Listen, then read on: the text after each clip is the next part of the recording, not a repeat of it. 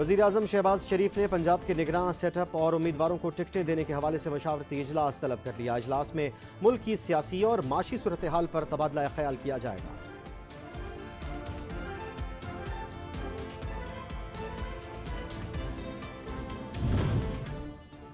पंजाब के निगरान वज़ीर आला के लिए नाम इलेक्शन कमीशन को मौसूल। इलेक्शन कमीशन हुकाम की जानिब से मौसूल नामों पर वर्किंग शुरू।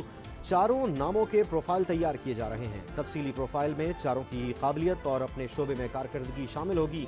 इलेक्शन कमीशन कल निगरान वज़ीर आला पंजाब के नाम का ऐलान करेगा।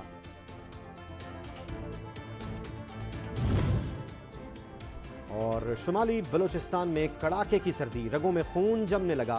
कोजक टॉप, पुराना चमन, शीलाबाग और तोबा अचकजई में बर्फबारी जारी। बर्फबारी के बायस कई गाड़ियां फंसने के बाद इंतजामिया की जानिब से सैकड़ों गाड़ियों को रेस्क्यू कर लिया गया। कोयटा चमन शाहराह ट्रैफिक के लिए बंद।